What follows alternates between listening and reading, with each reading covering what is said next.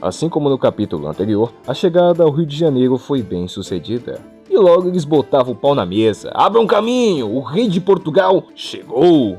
E ele está acompanhado de sua família, marcando o primeiro acontecimento histórico do Brasil, sendo a primeira vez que um príncipe europeu pisou os pés na América do Sul. Dom Pedro dizia que foram recebidos com festa pelos brasileiros, um povo muito submisso e ignorante. Em cada 3 pessoas, uma era escrava. Em cada 200, uma sabia ler. Ainda assim, eram muito gentis e cederam aos milhares de membros da corte suas próprias casas. E os cabas, vixe Maria, chegando, já tomava a casa de geral, influenciavam na moda local, de um jeito bizarramente rápido. Nosso querido Dom Pedro dizia que sua mãe se mudou para uma chácara em Botafogo. Já ele foi viver junto com seu pai em Boa Vista, e ali viveu muitos anos felizes. E por mais rígido que seu pai fosse, ele nunca se esquecia daqueles que o ajudaram, promovendo chalhaça ao conselheiro especial da família real. Enquanto isso, membros de famílias ricas brasileiras ganhavam insígnias de honra em troca de apoio financeiro à corte. E com isso, a família real se enriqueceu novamente, restabelecendo seu poder e honra.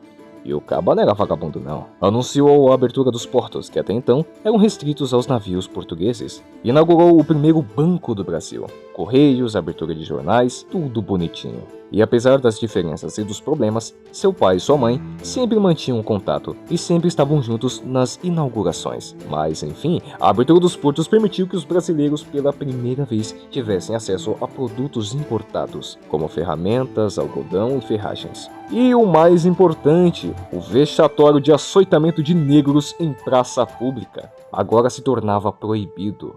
E aí nos era apresentado um personagem específico que tentou fugir várias vezes, tentando alcançar a sua liberdade. E ele era chamado de Tigre. Era um homem de várias cicatrizes nas costas. E por conta de suas tentativas de fuga, além dos insultos que recebia, é claro, ele era açoitado pelos homens, mas não se abalava. Mas por enquanto ele não vai ser desenvolvido. Passaram-se 5 anos. E seu pai inaugurou um hospital, ou então academia médico-cirúrgica, e o Brasil tinha acesso a um conhecimento estupendo de medicina. O Brasil tava avançando, cara, tava indo bem. Porra, se os nossos políticos tivessem a mesma mentalidade do pai do Dom Pedro, caramba, a gente ia longe, a gente ia longe. O cavalo gosta tanto da verdade, e a verdade tá aí para quem quer ver. E o doutor mais renomado do Brasil era ele, Mesarém. Ele era meio pancada das ideias, mas era bom, o bicho era brabo. Era meio que um médico pessoal do Dom Pedro e de seu irmão. E também fazia algumas consultas especiais com a dona Carlota, né? Chifrando o rei de Portugal, bicho, na cara dura. Ai, chave! E pra piorar, era amigo do rei João, bicho. É mole uma situação dessa.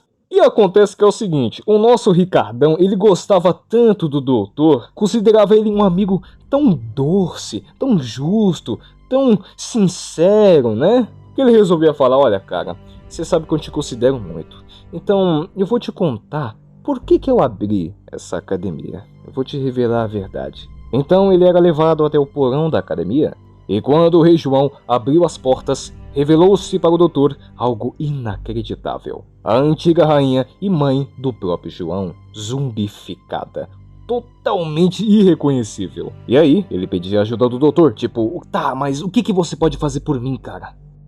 Mas por enquanto isso não importa, porque voltamos para o nosso Chalhaça e para nosso Dom Pedro, que desfrutavam os prazeres da juventude, e para evitar problemas, sempre saía com Chalhaça disfarçado, e chamava a atenção da mulherada. E o menino era raparigueiro, rapaz, vai vendo. E o príncipe, juntamente com seu fiel companheiro, aproveitavam muito bem aquela noite. Ou melhor, todas as noites, né? Mas opa, voltamos ao que interessa meses depois. E o Dr. Mesarém fazia de tudo para tentar entender aquela criatura. Mas o doutor, apesar de tudo, dizia que suas pesquisas estavam tendo resultados. Ele dizia que apesar da rainha praticamente estar morta, algumas funções vitais básicas ainda funcionavam. Então, ele concluía, a doença que infectou a rainha praticamente matou o seu corpo, mas seu cérebro não sabe disso. E meio que por isso continua mantendo o corpo em função, fazendo de tudo para mantê-lo nutrido e dependente da forma. E o doutor também dizia que ela não os atacava agora porque ele havia alimentado há meia hora. então só atacava se estivesse com fome. Ou seja, é como se ela agisse como se fosse uma criança. Dê comida a cada 3 horas e a deixe repousar. Então aquela segurança toda só duraria 90 minutos. Porque aquela coisa que a rainha se tornou tem uma força de vontade inacreditável. Arranque seus braços e suas pernas e ela vai continuar. Imagine as possibilidades. Soldados que não sentem frio nem medo. Que não precisam de armas. Não têm necessidades básicas. Nem Napoleão seria páreo. E então nos era revelado, olha o tanto de zumbis.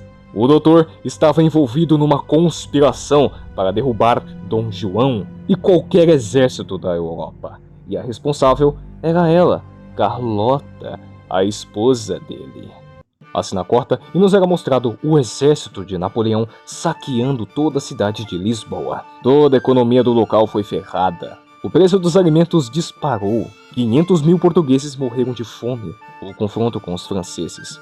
Os comerciantes simplesmente cederam, mas a maioria do povo lutou com tudo que tinha, armando-se com pás, foices, rastelos e pedaços de pau. Suas universidades se transformaram em bases militares, seus laboratórios viraram fábricas de pólvora e suas salas de aula campos de prisioneiros.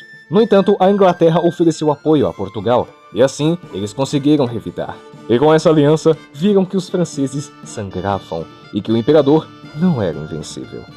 E assim tomaram de volta o controle da cidade de Madrid, expulsando e matando os franceses. Mas no ano seguinte, 70 mil soldados franceses invadiram Portugal. Mas os portugueses já estavam preparados e solaram os franceses. E finalmente, em 1815, Napoleão foi derrotado e expulso da ilha de Santa Helena, descrevendo Dom João, o último rei de Portugal, como o único que o enganou. E o caba estava tão bem no Brasil, estava tudo indo tão certo que ele nem queria voltar para Portugal. E finalmente, 8 anos após a chegada da família real portuguesa, o Brasil se transformou em um país próspero, totalmente transformado como nunca antes na história. A economia disparou e as pessoas se vestiam como nobres. E para melhorar ainda mais, Dom João importou artistas, cozinheiros e muitas outras pessoas importantes de outros países. Assim, a gastronomia brasileira, melhorou muito. Os brasileiros passaram a apreciar boa música, vinhos, perfumes, joias, roupas, tudo de bom. E dessa forma, promoveu o Brasil à condição de Reino Unido a Portugal e Algarves, e o Rio de Janeiro virou a capital do Brasil. Os brasileiros festejaram com a decisão, mas os portugueses repudiaram. Por que será, né? Um tempo se passou e em 1817 chegou da Áustria a princesa que lhe fora prometida em casamento. A princesa Leopoldina, de qualidades incontáveis. Inteligente, bonita, boa atiradora, excelente esgrimista, etc. E o Pedrão ficava tão encantado que ele não queria saber de mulher nenhuma. Porque quando bateu meia-noite, dá-lhe na princesa, rapaz. Mas voltando a Portugal, a situação estava péssima. O povo exigia uma mudança. Ou melhor, exigia que a família real voltasse. O povo estava maluco. Enquanto o Dom João estava na mamata, o povo estava sofrendo. Então enviaram José de Aviles com a missão de trazer de volta Dom João à força, se necessário. Enquanto isso, João firmava acordos com os países da América do Sul. E dessa forma, a Venezuela, Paraguai, Argentina, tudo ficou independente. Se continuasse assim, o Brasil ia virar país de primeiro mundo. Entretanto, Dom João já estava sabendo da confusão em Portugal, e ele ficava dividido entre os dois reinos. Se ele ficar, Portugal não vai mais o querer. Se ele sair, o Brasil se torna independente. Porém, mal ele sabia que as coisas na academia iriam fugir de controle.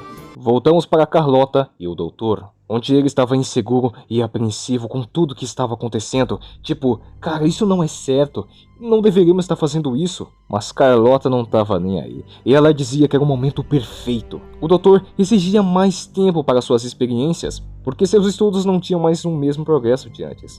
Então, enquanto o doutor prendia a rainha novamente, a Carlota dizia: doutor, tô vendo que você precisa de um novo incentivo. E por Copérnico, ela se despia ali mesmo.